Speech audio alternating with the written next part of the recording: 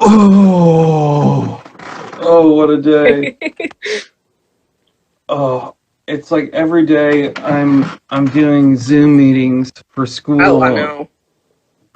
Um, it just makes it that much more difficult to work. Oh man, Steffi Smith's in this. Oh, Yeah, fuck yeah, Brian too. cool. Like, so how do you record this? I figured out how to save. Um, and my phone's completely cleared off, so I'll have plenty of room. But the last time I had to actually do like a screen record, and I was Uh-huh. able to save mine and Alyssa's. But hopefully, fingers crossed, I don't have to do that this time. But I'm relearning and learning all kinds of new techniques for doing video recordings and stuff. So Cool. Hey, Juliana. Oh, she has some tea diffusers.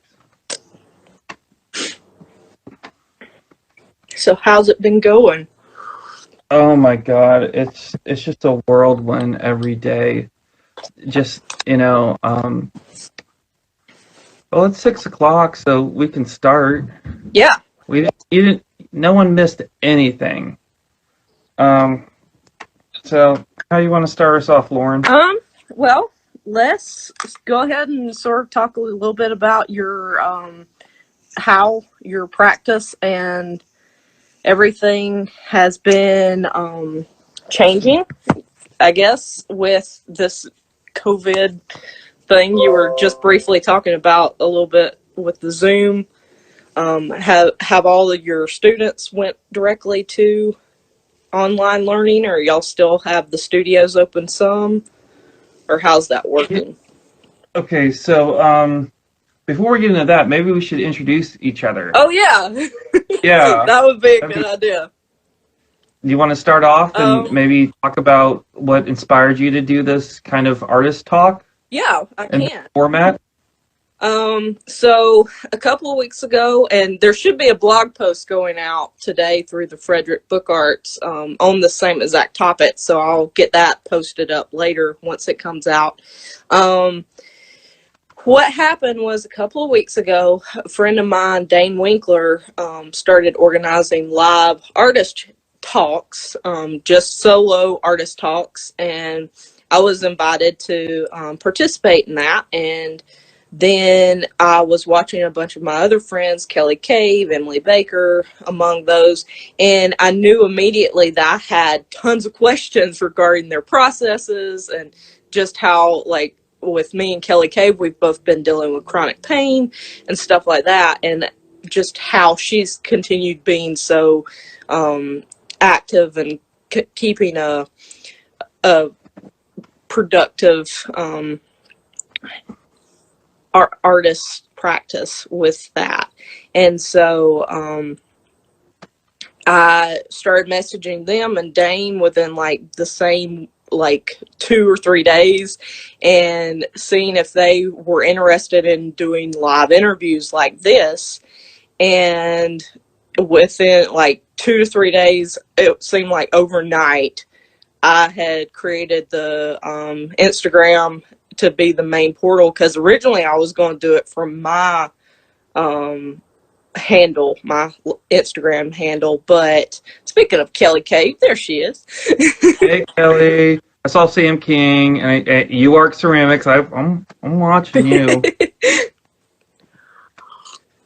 Um, But that was sort of what started it, and I just jumped on it trying to get organized and having this as the portal for keeping everything sort of streamlined and stuff. And I think it's working out pretty good so far. Second weekend, no complaints. yeah. So How long are you like? You said you're pretty stacked till July. I am booked through the 1st of September now. Hey, Hey, David. David. Um, Uh, but hopefully I want to keep it going as long as possible and see how it morphs and expands, because it definitely is something I think that's going to bring the our artist community and maybe a broader artist community, connect more people, and also bring us to a different audience that might not be able to access our normal artist talks that are more gallery based and stuff, and sort of bring it to a broader community. Yeah, so Lauren and I talked about this, and I had some questions that I wanted vetted to make sure, like that we're on the same page of what this could possibly mean, using internet as an access point for artists to stay together, but also a point to encourage others to um, encourage others to search out and also engage themselves with other people. Don't let this be the end point of it. But you were talking about like cutting out the middleman. Why should you wait for a panel or a discussion or a panel discussion at a conference or a gallery to validate what your art is when you already have a network of friends that are already extremely involved in what visually they're looking at with your artwork and getting to know the work on a dialogue base. And that's what got me really excited. And plus, like, I only get to see y'all maybe once, twice a year, if that. I mean, it's been since Philly since I've seen you and Kelly Cave, I think. And so it's like just doing that was 2018, just to 2018 we were at like the IFD conference. But it definitely, I think that, I mean, I wasn't really trying to cut out anybody, like the galleries or anything, but just evolving in the space and environment that we're currently in. And we do not have those, like my thesis exhibition's been canceled and stuff like that. So trying to move and change with the tide, I guess, is sort of what I'm doing. And plus, there's podcasts and stuff out there, but there's not just like a conversation going on between friends. And this is becoming so big. I've got international people. I've got people I've never even met that are just friends of friends or whatever like that. And so I definitely, this is going way, like, it's getting way bigger than I expected really quickly, but I'm excited for it, and I can't wait to see how it morphs and changes. And we'll probably have reoccurring guests and stuff too, just so I can check in on everybody and bug people, Yeah.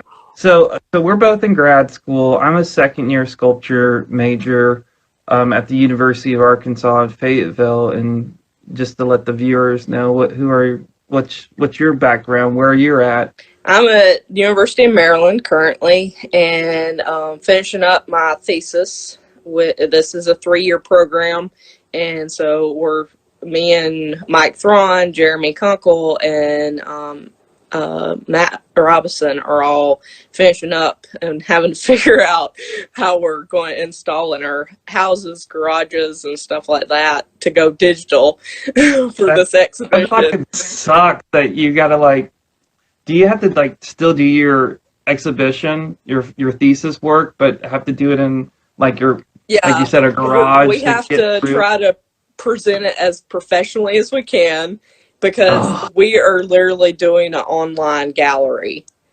Okay. And so there's been several professors working on with Taras, the gallery director, to get that up and running, but we just have to sort of work with what we've got. And I think we're all facing that. Yeah. I'm going up for candidacy, so that's like a pass or fail system to see if I get to continue to present, to research, and do my thesis work. Luckily, it's like you get 2 opportunities if you fail the first time, but I don't even want to talk about that right now. Yeah. So what's the beverage of tonight? This is my own personal blend of sinus allergy tea. Secret is catnip. But this mug is by our wonderful Olivia from back home at University of West Georgia. Winslow. Winslow. It might be something Olivia else Winslow. now. or was it Cunningham No, before? well, it might have been Cunningham, but it's definitely Yeah, Winslow now. cool. Yeah. Well, I am drinking water with the little flavor enhancer, little squirt bottles Uh, of fruit punch, and this is a nice Anagama vessel that my colleague at the residency in Japan, Lauren Hodson, made. oh, Let me very see if I can nice. find. There's a little. Is it? I'm trying to find the emblem. I need to put my thumb on it. Oh, Okay, there yeah. it is. Yeah, the little Oh, the right. camera won't focus, but it's a little triangle with an H on it. So, holla, hey Lauren, Um, so how should we get started since we Well, kind of like introduce I ourselves and think maybe give a little bit of background of how about we know each other first, and then go oh into god. how we know each other. Um, and this crazy dude, I met him. I was in a ceramics class at the University of West Georgia, and he just kept walking through it was a summer class, and he would bop in and out and ask questions, and he helped us with raku and all kinds of stuff. And I think that was 2010 Maybe or 11. yeah, it would have been 10 because I didn't have my mustache then. Yeah.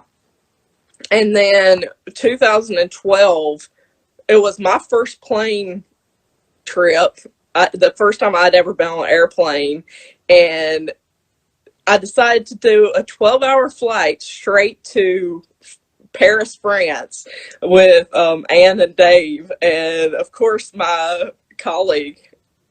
I got stuck with Michael LeBlanc right next to me. That was a fun trip.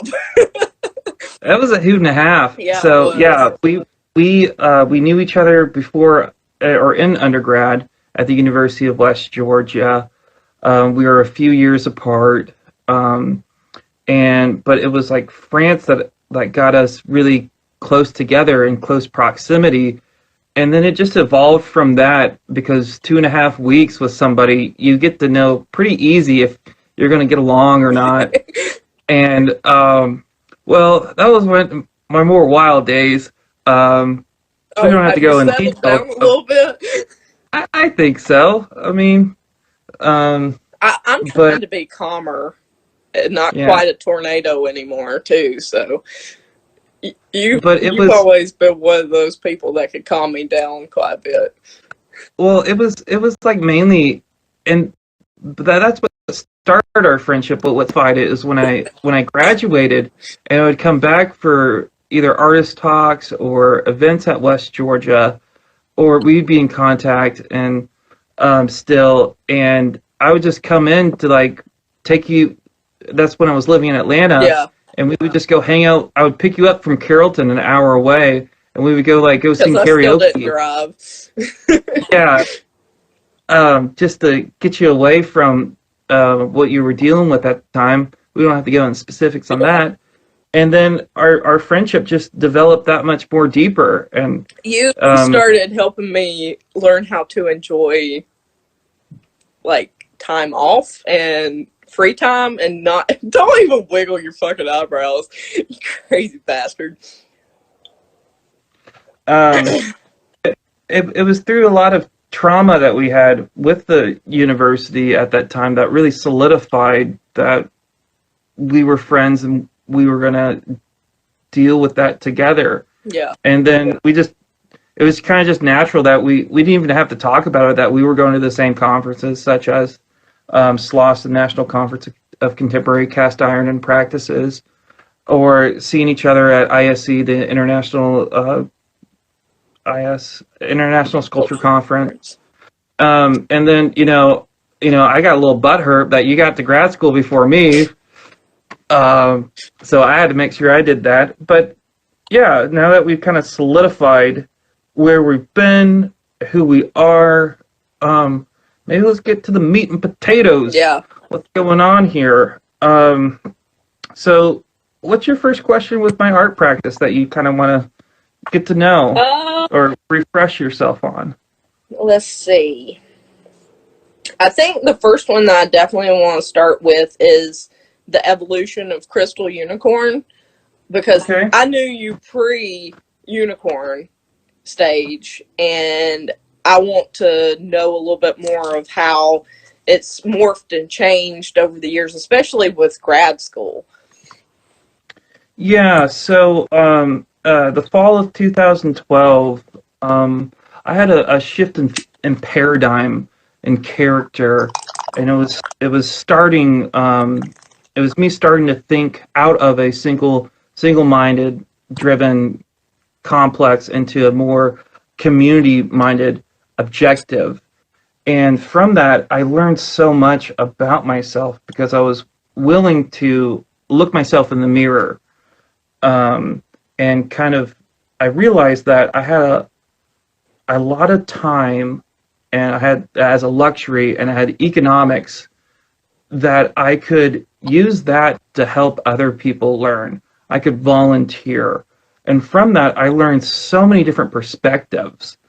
And so it was inappropriate for me at the time to say that I'm just Michael anymore. This is a whole, I was growing as a person, as a young adult, and I was about 2012, so I was about 22, 23 at the time. And so it was based off an art piece I was making with the same name, Crystal Unicorn, and I thought that was just a great name of the person I was becoming, um, because it was light and it was playful and it was inclusive. Also, the two words crystal unicorn, to me they mean precious stone, and then as crystal, and then unicorn means it's a metaphor of the search of personal truth. And so at that time, I was really breaking out of my shell into developing who I would become. Um, and so the idea of crystal unicorn meaning precious truth seeker meant a lot of sense, especially when I was starting to volunteer and I was the beginning stages of me being interested in community engagement. Mm-hmm. So for my senior thesis at the University of West Georgia, I volunteered with a lot of people that needed assistance within the program, and I had artworks that I was making out of. Oh, it's starting to get dark here. Yeah. Okay, Had there that we go. ethereal glow going on. Yeah. So I made some, just some objects that were abstract expressionists using appropriated imagery, using slip cast molds. But the really claim to fame was I developed my own my own persona uniform or costume, and I had a costume party, and I welcomed anybody to come in to dress to express and be themselves. And so I was in a silver leotard, with what did I have? I had You had the faux fur, I think Jolie white had made you gauntlets. that unicorn. Yeah, Jolie Sanders made that crocheted unicorn. I had a cape too Yeah. that was faux fur. I mean, it was hot And as then all the hell. slip cast molds you had created a throne out of. Oh, yeah, so all my pedestals were made out of the appropriate slipcast molds that I kind of made West Georgia take. Let's not get into that part of it. But yeah, I'm gonna own up with these molds I've been using. So it was 2013. So Game of Thrones was it was really inspirational for me. So I made a throne of slipcast molds, and I was like the king of the stage. I I had think no idea that was. I didn't watch Game of Thrones until this past season, so. yeah. Um, so, what does crystal unicorn mean after 7 years, 8 years of development? I'm still the same person. I mean, I'm still crystal unicorn. That's all, that's to remind me to be this lighthearted, caring person, to be a humble person, even though with an extravagant name, because when I go to conferences and people introduce me as such, it's like it's like a litmus test of which people go like, I don't know what to do with this, or be like, I like unicorns too. I'm like, what's up, fam? And so I've built by being open with myself and who I've developed as a person, I've been able to gain so many new friends instead of trying to impress or be a part of a certain clique or anything. When it comes to grad school, no one knows me as Crystal Unicorn. No, they know me as Michael. I don't know if and that's all of because us always called you LeBlanc. yeah. I don't know if it's just because I'm really subtle about it, or because how just the nature of grad school, we're so detached in our own research versus undergrad. But, from here and there, I'll get somebody that, reference unicorn, and I'm really happy that they see me as an individual, but it doesn't really matter, but it's for me, and it's to remind me what kind of person I want to be. And with the development of Crystal Unicorn, it was one of my first experiences with experiencing critical race theory. I don't know if you know much about it. It's a class that I'm taking right now with Dr. Grant. He's a baller kind of dude. He's really cool. So I guess we could go into how Crystal Unicorn involves community engagement now. Yeah, that would be good. Especially, didn't you just make a pizza oven? Yeah. Oh my God, I can go pre and post COVID-19. So I got back from Japan, and in the late December, and I was trying to figure out how to make an event in America because in Japan it was really cool that I had these art exhibitions that I could create pieces that people could take or that were meant for them and their consumption as a way of participating. And I've been having a really hard time what to do in America now. Also, I'm just trying to acclimate back to such an individual-driven community or nation. Would it work to sort of talk about the Japan trip a little bit, since you just mentioned it, and the boxes, or? We can get to that later. I want to talk about the pizza oven, though. Yeah. So I was trying to find something, and so I plasma cut out a really rudimentary wood-fired pizza oven. And I was planning on, hosting an event where I would have multiple ovens and have postcards ready to invite all the faculty and my peers, and we would all create pizza together, whoever came, and we would eat and commune. And I really got obsessed with the, when you order pizza, the little pizza triangle top table white pieces. They're called pizza savers. I know them as pizza guardian angels because they save the pizza from the box. Hey, kitty.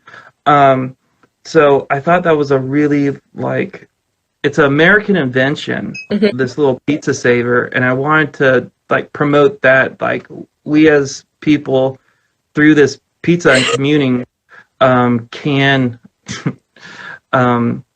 we can be this humble little object that can support one another in its sole function.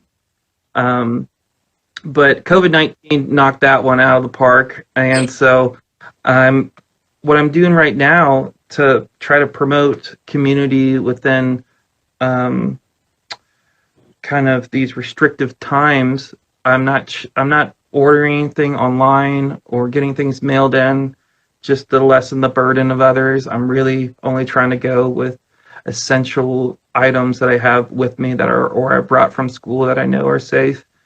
I am writing journal entries in my notebook and encouraging other people to start their own notebook so they can have some clarity of mind. And I post daily on social media my reflections. And even though it's not a direct one-to-one participation, I feel like it's a little bit easier for people to opt in because it's not dependent on me. I'm just kind of leading what the potential can be. Right. And so even though I'm also opening up my journal for everybody, it's mainly for audience of one, me. And so sometimes you might not be able to understand what I'm saying because I have a particular cursive writing style. But with the students I TA for, it seems to be very effective for them. Oh, well, that's good. Just to mention, hey, like when I have meetings with them, that like, hey, have you thought? I see you're really bothered, and yeah, I'm bothered too. Have you thought about or they say they have like artist blocks right now, and when I mentioned, have you started a notebook by any chance? And they say no, and I said, well, that might help. And I had even one person show me their notebook, which was pretty cool.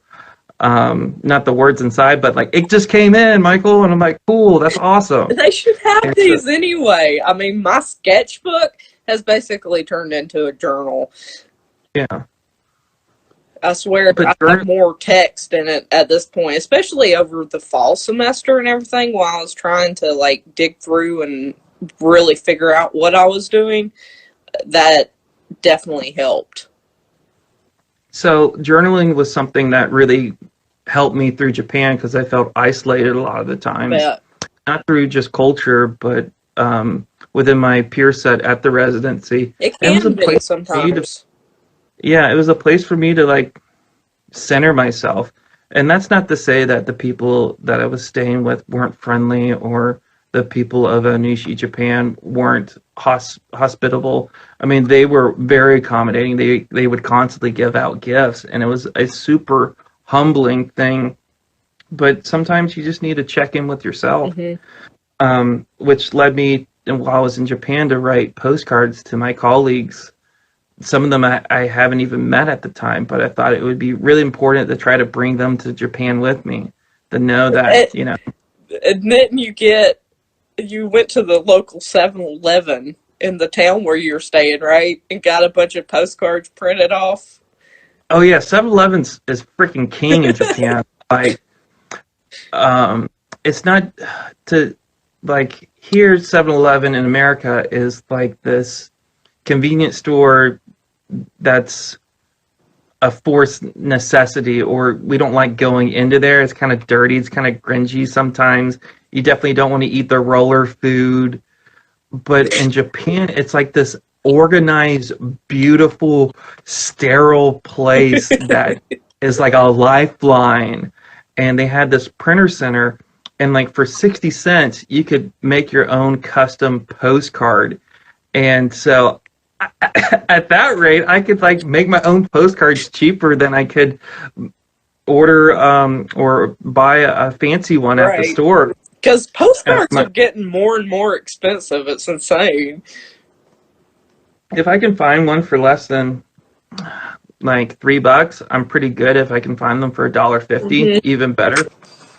I hit the mother load at the MoMA. So you did. Like UARC has all this Walton Foundation money, and they're finding creative ways how to educate us and use the money so we can have a better effect with our artwork. Well, they took the first years out to New York City to tour the galleries and go to the Whitney Biennial. That was really cool. I actually have one of the postcards with me. I mean, this is some Robert Gober, but I'll just turn around to show you the price tag. It's 10 cents. Grief.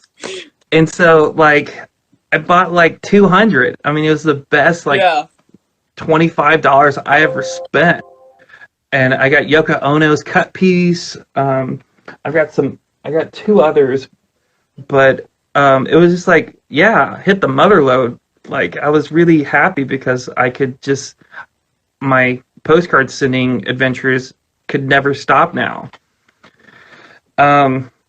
So I'm also doing that too in the midst of COVID-19 with sending postcards, but I'm doing them a little bit differently now. I mentioned that I don't mail things right now because of the pandemic, and I'm waiting for this all to blow over or to be safe for us to interact. And so if my journal entries are once a week through social media, my postcards I'll post up once a week. Now, like, who wants a postcard? Send me your physical address and your email, and I will like take a picture or scan my postcard that I've written you, so you have some kind of access to me now, immediately, and maybe some encouraging words now. And then when this is all over, it's going to be time stamped because I date everything. Then you'll get a momentum to kind of like remember that time and date. Yeah. And I think that's just at this time with social distancing, I don't really know what I can do right now in my capacity, especially with being a family. I'm with my family in Rome, Georgia, with a brother with special needs and the family and parents that are elderly. So you are in Georgia? Yeah, I'm in Rome. Oh, okay. Yeah. I didn't know you had went back, but that's good. Yeah. And so, like, there's a lot of responsibilities with that, but I found like this could be my niche. This could be my good thing to do in the world. And I'm not really concerned if it's artwork or not. Social practice in general kind of is vague like that. The idea that somewhere between art and education and partnering with people to have an experience and a meeting point, a middle point for each other to flex their best arts is, if that would be the like rudimentary example of what social practice is. It's not really concerned about aesthetics. It's more concerned about what people are getting out of this. And I've found that this is a very powerful way how to keep people engaged and mindful of each other in just a really simple way. And, you know, how I became really like on the pulse of this in my practice, I know I mentioned it a little bit before, but critical race theory. I've been really interested in relational aesthetics, which is like an art piece that is meant to convey a certain meaning versus, or not meaning, but you'll have experience with. So right. Carson Holler, he made a slide in the gallery. And if you looked at it through an object, it's like, okay, someone put a slide in the gallery, like a kiddie slide. If you're looking at it performance-wise, the artist goes down the slide and goes, whee! But it was meant for people to actually go down the slide themselves and have that experience of childlike wonder, you know, euphoria. And so I'm very mindful of what kind of experience I want from people, and that is a sense of validation, generosity, welcoming with my practice. So it can't be forced. It takes a lot of consideration of the viewer and what people might, and trying to figure out what ways not to potentially upset somebody. And going back to critical race theory, it's that I'm studying right now. Critical race theory examines society and culture as it relates to categories of race, law, and power. Basically, critical race theory recognizes that racism is ingrained in American society.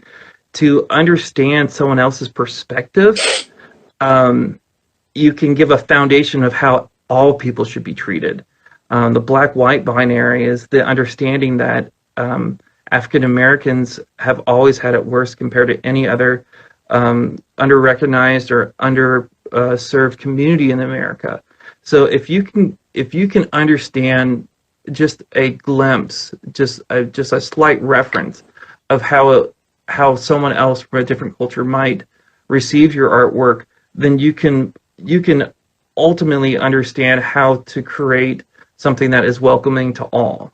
Right. And it really changes up how you think about art education as a whole, versus do you treat people as if they're race or color blind and treat everybody equal, or do you understand that there is a lot of different circumstances, and being aware of that Yeah. is maybe a better strategy, I think so, to make sure everybody is on the same learning curve or at their capacity. Yeah. Or, I don't know how like diverse your population is out in Arkansas, but I'm white. It's all white. out here at University of Maryland, we have a large diaspora, and just different, Asian communities, as well as Middle Eastern, and of course African American. And it's been a definite learning curve of how to, like, because I don't want to put myself in, like, say, I assume that I know anything about their past or their heritage, which I don't, other than what I've, experienced or witnessed. And so it's like the first couple of times I had to talk with students and like really get them past a certain like hard block that they were coming up in their art. I just went straight back to some of the stuff that Kevin always would talk to me about. And I'm like, I know that your experience was totally different, but, from this, and this, and me growing up, this is how, I experienced it. How can you bring in the same correlations and use that to sort of direct your work? And it definitely, it was hard the first couple of times, but you have to be able to talk to anybody and prompt in that manner. So, coming from a empathetic place of education versus sympathetic is, I think, one of the driving forces of creating trust equity in your students. Right. I mean, I was a direct support professional before going to graduate school with mentally handicapped adults teaching art. So those things were thinking about things in an ethical manner, and making sure that you were genuine with your client was one of the essential tenets of supporting them. The going back with like critical race theory, one of the things I'm scared of as being an artist or just an art educator is me not being able to connect with my students or my participants. And so that's one of the reasons I've been taking a lot of art history classes in under-recognized or under-served communities. So I've taken contemporary Native American artwork. I've taken Afrofuturism, and it's I want to like state that like my drive for working with others and educating myself and educating others is not because I want to stroke my ego for some kind of saviorism. It's actually just to be of better service to people. Right. And so when I was at a residency this summer, and somebody was talking about what it means to be part Jamaican and part Indian, and no one's listening to this young artist about and an artist that's also from Alberta, Canada, and no one's listening, and only to what they're trying to convey with their artwork, and only going with aesthetic qualities. I can like it felt so good to be like, I've got a whole computer full of Afrofuturism articles that you should read, that you just give me a flash drive and I'll give you everything. You're talking about hybridity right now. You're talking about ancestral recall and back to Egyptian times at this, and just going on and on and on about it. And that's happened more times than I would like it to. But I am at a place with Arkansas that I have the luxury of learning all these things, and it's so cool that I can share it with others. Yep. And it wasn't because I was forced to, but it was a part of just my character alone. Mm-hmm. And I'm still in contact with some of these people, and like, I don't know, it just felt good that I could be of use in that sense. Because that's what breaks that ultimately it breaks down one of my like key references with my art practice, which is Agnes Dennis's 1990 essay called "The Dream," where she mentions the age of misinformation. Oh, right. Which is we are just flooded with information all the time that we cannot we can't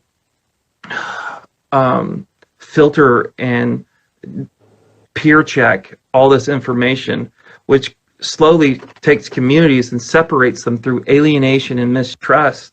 And so with my art practice, even if it's by one, I am slowly building up trust equity in people. And I would say that's one of the most important things in my art practice, because MLK Jr., Martin Luther King Jr.'s network of mutuality states that society is built for us to work together.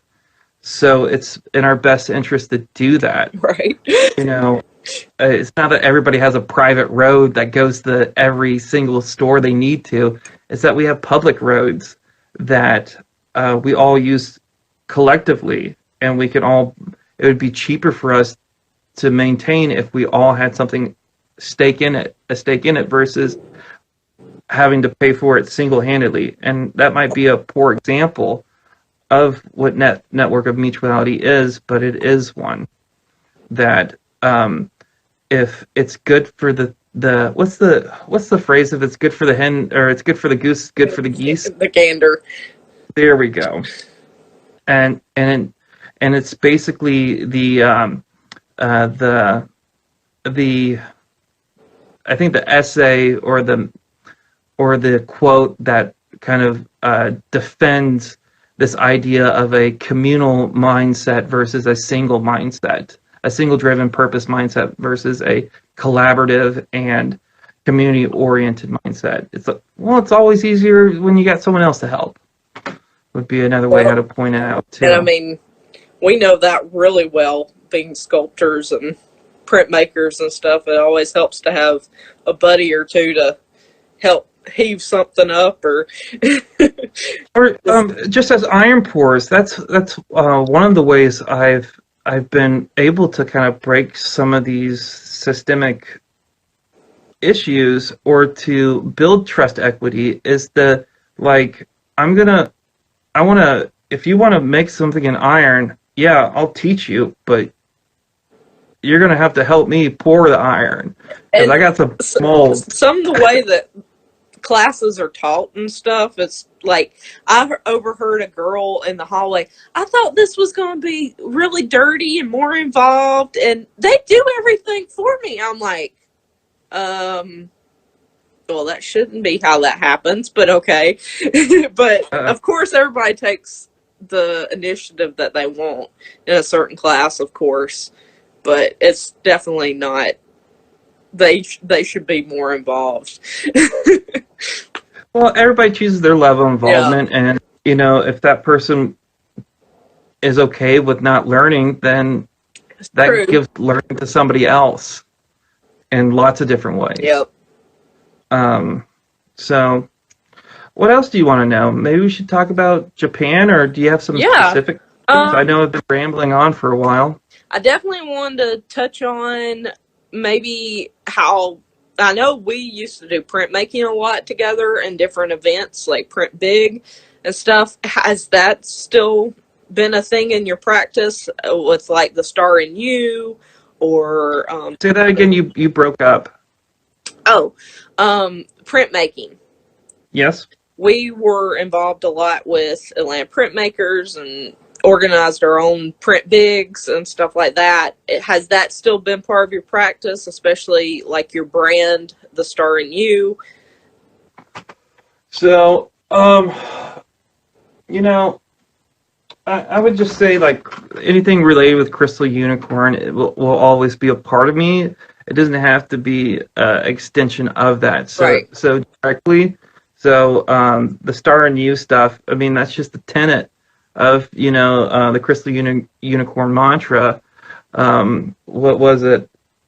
Although my loved ones are stars apart, we'll keep them close to the heart. We will protect what we hold most dear with both arms full-heartedly, with will, determination, the power of youth. Anything is possible because there lies a star in you. You choose how bright you truly shine. We cast Yep. a light of hope and friendship to supersede death and desperation because we have learned that pain doesn't create character, but reveals it. Thus, we call ourselves the Crystal Unicorn. You can be one too, with everything we possess and nothing less.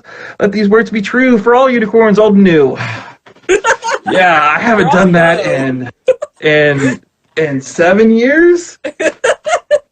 You know, so just to let you guys know, that is the Crystal Unicorn mantra that reminds me to be more community minded and to be to help others and know and just check myself. So yeah, wow, that was. So those things are just stuck with me, and a part of me. They don't need to be expressed every time I make a artwork. When it comes to community engagement, when it comes to printmaking, I mean, I don't want to be like dissing Arkansas that much. I mean, I don't even say it like that. But it's sometimes very hard for us to work in different disciplines other than our own because the department is not in one building. Oh, yeah. So there's logistics with every department because of that, and grad school is I mean, I'm working like 70 hours a week, so for me to try to work in a different discipline, that might not be the most effective way to do my work, such as just wanting to do some prints, might not be the best use of my time since it is limited. Mm-hmm. I wouldn't mind doing it. I think if I was going to make another, big roller steamroller print, I would just use digital fabrication and do it all on the computer. And Vincent Edwards, the instructor, and somebody that I have a great deal of respect for at UARC, he is always helping me out. But that would be something he would be down for, just using the CNC router to cut out an image and then to take. So there's other ways and more efficient ways for me to do things using sculpture. Also, one of my purposes of getting an MFA is to be more in line with digital fabrication. So in undergrad, I wanted to experiment with everything and kind of see how I could use it. And in grad school, it's kind of like, because my time is so limited, it's like, what do I really want to get out of these 3 years? And so I'm in my second year of digital fabrication at the University of UARC. And now I can program my own stuff. It's not just being introduced to the material. I can program it, and it's just, Vincent that's, double checking my work at some point, which is really satisfying. And so I'm continuing doing that. That's good. And one of your newest pieces, the grotto piece with the ice cream cones, that's relied heavily upon the router and everything, right? Yeah. So, I was pretty computer illiterate when I first started school. I mean, I knew some basic Photoshop stuff to trim my photos, maybe some lighting effects. But now I know Rhino comfortably enough to, I'm at the point where it's easier for me to draft something in Rhino than it is on paper, on graph paper. And that's troublesome because now people are going to want more things from you if you're a fabricator when it comes to the school, which is one of my duties right now. with this COVID-19 and remote learning and remote GA duties. But so with the grotto piece, so I at at a residency I did this summer. We don't have to name it. I was doing ice cream cones, and I always had a fascination with ice cream. Right now, at least right now, I have, and so I would like cast the cone, the sugar cone, and then I would literally pour wax out in a slab and let it solidify to a point where it kind of like reverse froze or reverse solidified, and then scoop it on top and do a triple scoop ice cream cone. Oh, this is in response to my last spring's wood piece that I did triple scooped ice cream cones. I was talking about how the idea of meritocracy, these false ideas of Americana, such as this is the land of opportunity, it's a place of acceptance of diversity, and that there's equal opportunity of people. Like, no, that's a lie. Let's face it. There's an agenda that is perpetuated of a white hegemonic society, and that's a problem because that's not inclusive. And so that was one of my first steps into critical race theory. But with the ice cream cones, I had a chance to pour bronze before the semester started, and I was trying to find something to do with these ice cream cones. I already at the residency that I did this summer, I did them in a wood fire kiln, and in ceramics, and then I cast them in glass, and like white opaque glass, and those things were gnarly. I mean, I loved them so much, but thanks Fox. Fox, I think it's like Fox Glass. He's one of my follower. I don't want to say followers. He's one of my friends that I'm attached to on Instagram. And David Mooney. He was one of the glass tenants at the residency. They really helped me out a lot this summer. But the white opaque glass just looks so gnarly. But I don't have access to it. Cast glass anymore. Sure. So I want to do them in bronze to see how they turned out. And they just remembered they're kind of like solemn. They're I mean, of course they're awesome, and aesthetically I really like them, especially with just a generic black patina. But I was trying to emphasize the memory of loss and or something people are precious like ice cream. We view them as temporary, but they're very sweet.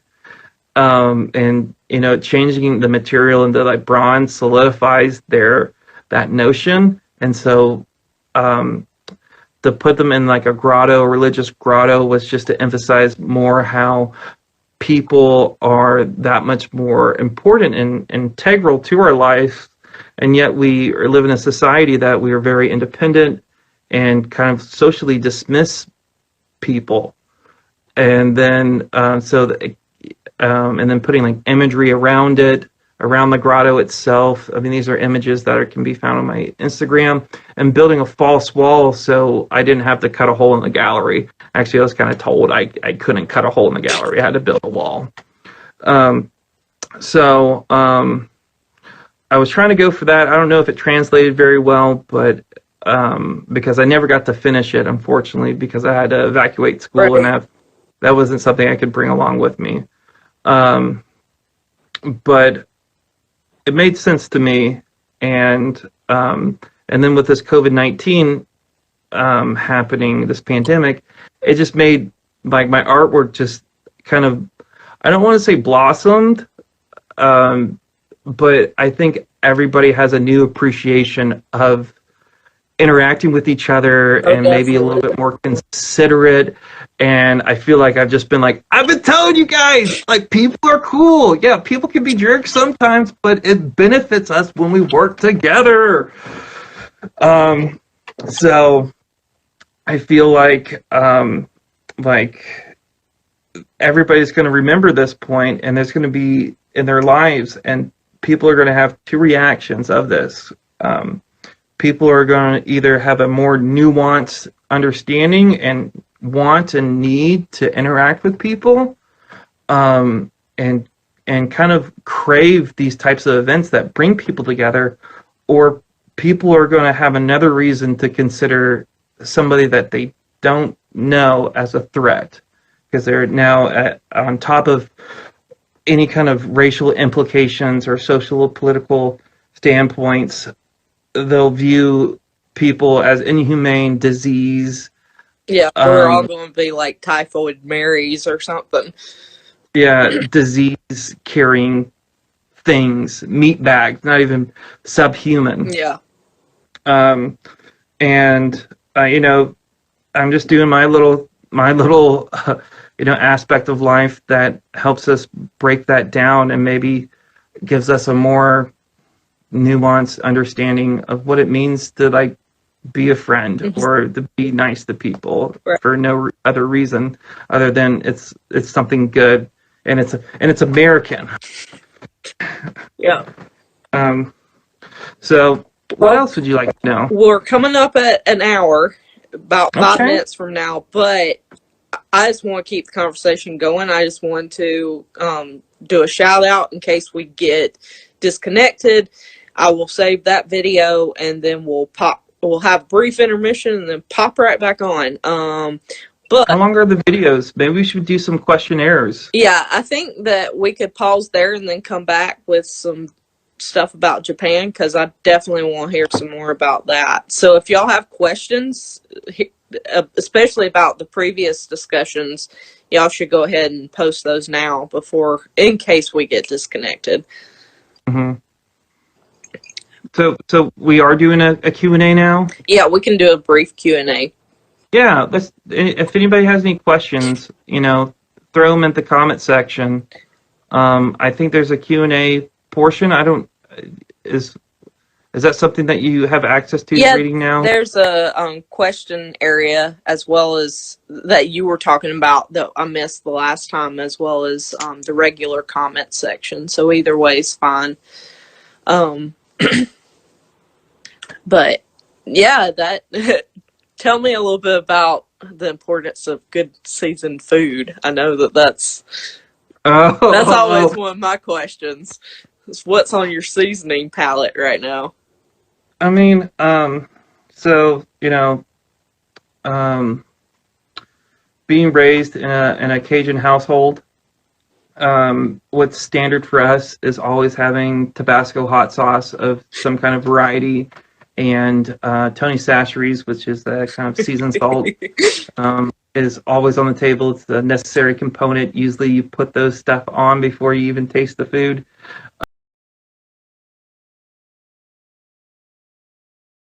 As I was saying, I got what's on my food right now at the dinner table is Tabasco Chipotle. I think it's the best flavor of all of them.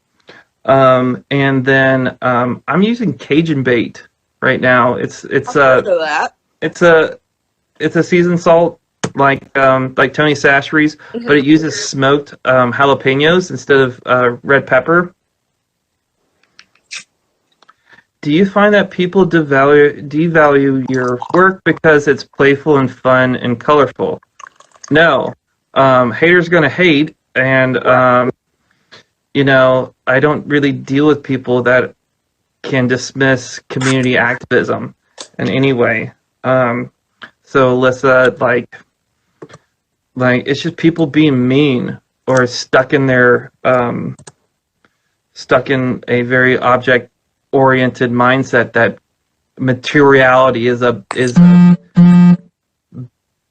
a crucial part of their practice, and things have to be either gray or black or red if it's going outside, big red and steel. Right. Or black. Yeah. No, I look good in pink, and I look my best. I'm definitely a fall person when it comes to my color complements to my wardrobe. I think brown and teal are just look good on me. And thank you for the question. So, Whew. Yeah, this was really fun. I think an hour is good on me though. I'm a little wiped. Yeah. Alyssa said, "Love your work. It's refreshing." It is indeed. Well, do you want to briefly talk about your Japanese experience? But And yeah, and maybe we can get some more people on, and then just do just any more questions if they're available. So I applied for a Sturgis Fellowship at the University of UArk. It is basically a mini Fulbright within the University of UArk system. So I got a 15K grant to go study abroad for a solid semester. And I had, being attached to the Fulbright system, Fulbrights usually have to include they're looking for artists or people that are not only willing to travel, but also to give an exchange of ideas. So one of the most important tenets of my Sturgis Fellowship was this idea that give me 1 second. I got things going on here. okay, sorry.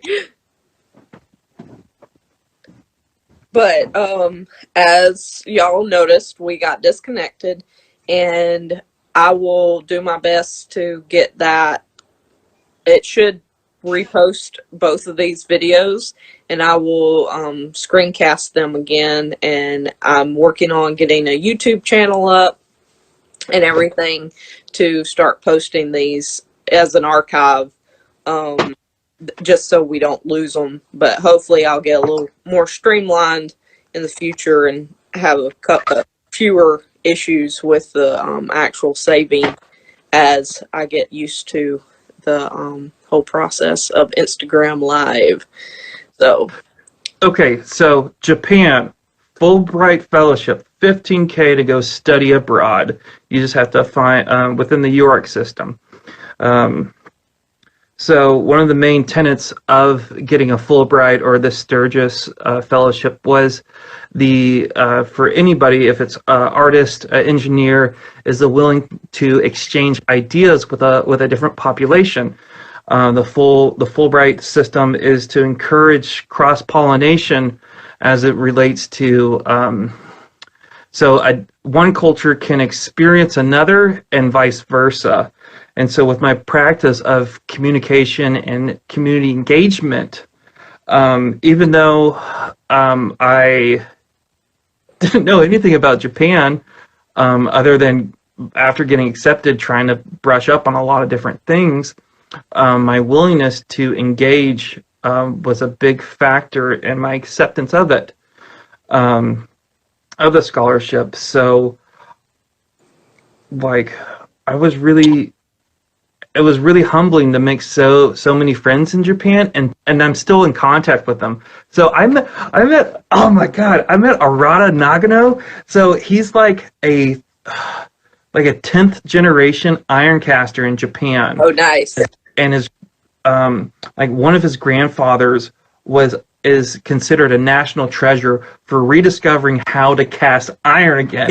And so like how in the world did I, a person who's interested in casting iron, get in contact with the basically a national treasure, and become friends? Well, the residency I was at in Japan, the residency's director, his wife, is the tea master of the master of the tea ceremony for the country of Japan. Nice. And when the tea ceremony is a time for people to take a moment to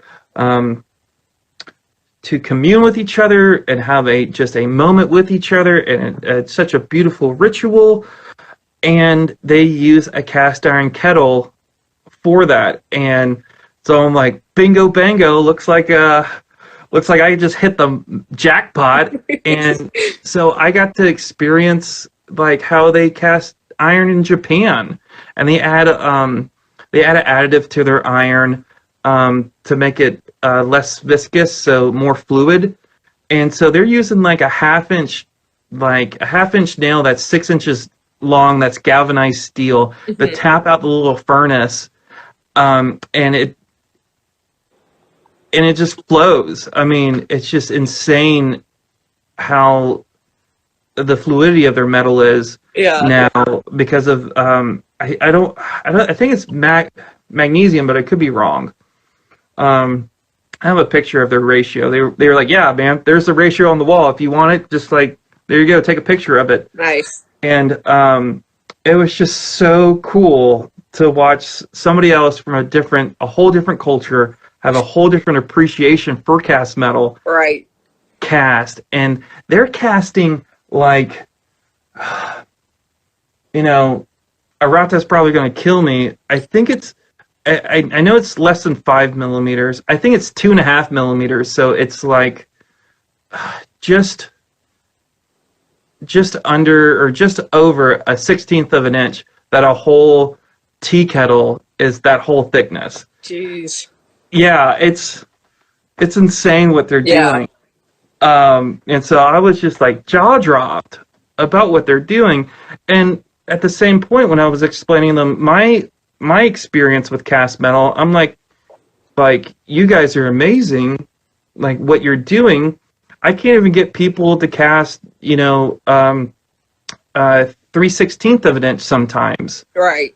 When I lead workshops for cast iron. But when I showed them pictures of my castings, they were like surprised, like, wait, that's a 4-foot piece of okra, huh? I mean, how'd you do that? And so they were just as shocked and as much learning as I was learning about their process. And so we had just so much in common, because even though we didn't speak a language together, we talked cast iron. And so it was just like tweaks of things. That's so awesome. And our usage of iron as well. And Arata gave me some of his artwork. I mean, just Japanese people in general, they're just so thoughtful, and because that's how their society is meant. But right. If you ever get a chance to, like, treat yourself and make some friends that are Japanese and hold them close, because their friendship is one in a million, and it gives you a new appreciation of what a relationship can be between people. And so I guess, like, us coming from the South, there's something called Southern hospitality. I mean, they're like, it is 10 times even more. Yeah. I mean, I've always felt like Southern hospitality is more of, they'll smile at you and call you darling and hun, but they're really talking about you behind your back. Well, I couldn't say that about Japanese culture, but what I could say is, that's definitely what I've experienced across, like, different cultures, and even, like, moving farther north. When people are actually being friendly, they're genuine. Whereas for some reason in the South, that it's not always the case. Japanese people, from what I have experienced, are very concerned what other people think of them. So you never want to be like, it means something that you're called the nicest person in town. And that's how they refer to things, versus saying, well, that person isn't just that, not very nice. It's just like, Daeson's the fourth nicest person in Onishi, and that means something. And so from that, from just that cultural standpoint, how they view and how they receive people, I made so many Japanese friends. Like, when you're given a gift, it's proper etiquette and I had to realize this. I had to grow into it while I was in Japan. When you're given a gift, it is kind of socially expected of you to give a gift back that could be half Oh, Daeson's here! So this is what I was talking about. Daeson is the fourth nicest person in Onishi, and I would go to his restaurant and have curry rice all the time. Um, That's so nice. I mean, it's really cool that you're here, Daeson. I really appreciate it, even though you probably don't know what I'm saying. It means a lot to me. Um, but I didn't know a lick of Japanese, so I just use Google Translate with my phone, and Google Translate is so good now that you can tell jokes and people understand. That's And awesome. so with gift giving, like when you're given a gift, it's expected of you to give a gift in kind back, even though it becomes a cold war because you're given gifts and then you have to give a gift back for the gift and then you're given a gift back for that gift that they give you. Okay, dude, yeah. So like that's how I started building all my friendships. Daeson would like Daeson knew I like Gundams, and one of my posts from Japan is that when I ate at his restaurant, he gave me a little one of his model kits of his own personal collection, and that was just a really humbling thing. And so the next day, I gave him a model kit in return.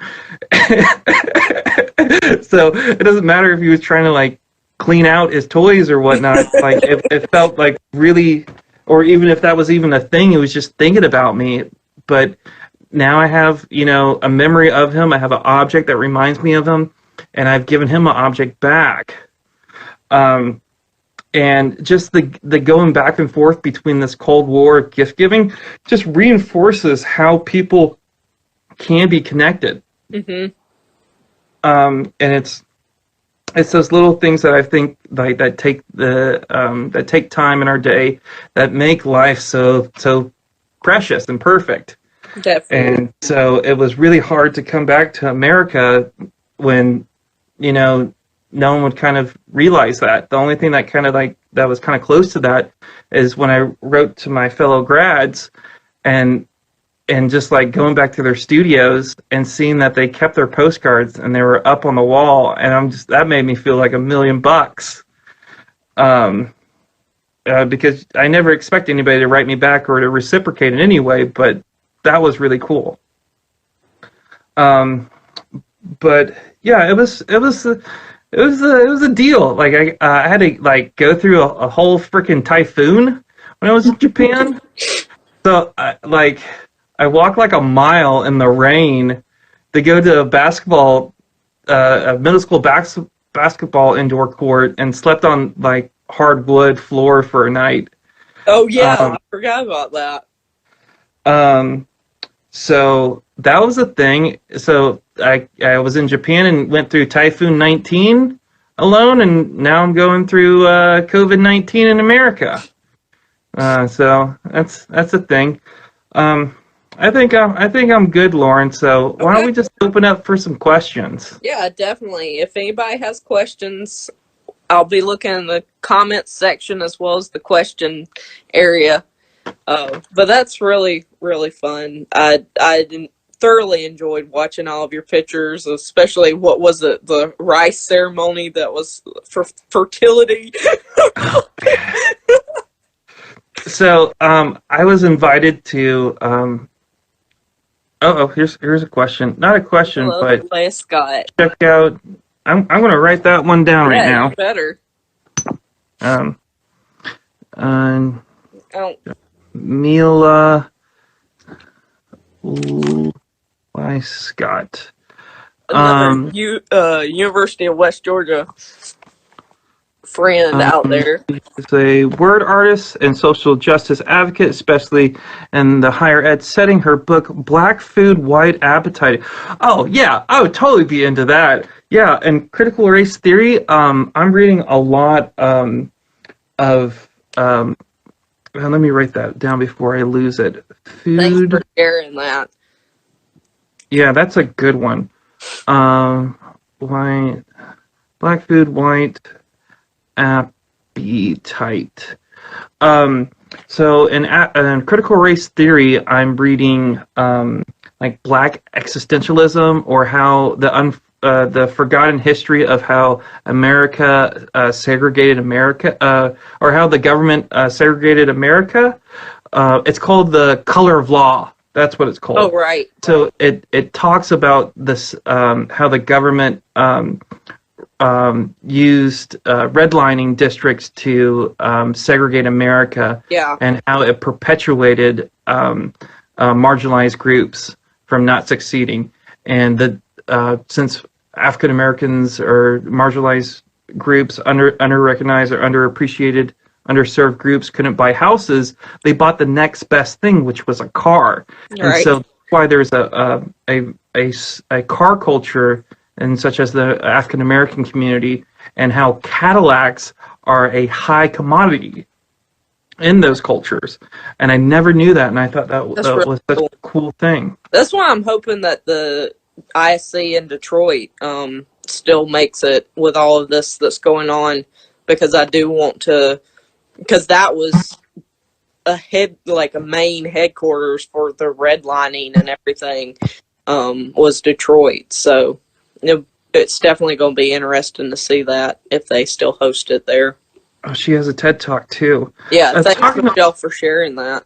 Yeah, talking about TED Talks, and I'll leave you with this. One of the tenets of social practice, or with community engaged artwork, is to make sure you're not exploiting your participants, that you're respecting them, and that it's a mutual thing, which is really difficult to do when you're trying to quote unquote make art. I'm just trying to provide a service when it comes to my work, but a TED Talk is Ernesto Sorali's If You Want to Help, Shut Up and Listen. And he talks about how the best way how to help somebody is to listen to what they need, versus trying to do something interesting. So he talks about trying to raise Italian tomatoes in Africa, and what great service he was doing with teaching the population how to grow, how to farm, and no one was going at it. And so the group actually paid people, and at that point some people would come attend. As soon as the tomatoes were fully grown, hippopotamus came and just ate all the crops, and that's why they couldn't get anybody to learn about farming, because the people knew that would happen. And so when Ernesto said, "Hey, why didn't you tell us this would happen?" the population said, "Well, you didn't ask." And so asking what people need, because they're going to be the experts of what they need, is one of the best ways how to make a successful event. If you're trying to get people engaged, is not think what's interesting to you, but what's needed and interesting to your group. And I guess with that, we can sign off of. Yeah, that's a great way to end everything. Thank you so much, LeBlanc, Michael. Michael. Thanks for joining me, and I really appreciate it. It was good catching up on everything and hearing a little bit more about Japan that we hadn't talked about. And feel free, anybody, to contact me or look at my my social media pages, such as Instagram. It's crystal_unicorn. And just know that I have a postcard series. If you want a postcard during this time, I'll write you a postcard and I'll send you a digital copy for now. And then once this all blows over, I'll send you the physical copy as a kind of memento. That sounds awesome. Okay. Thanks, everybody. Night. Night.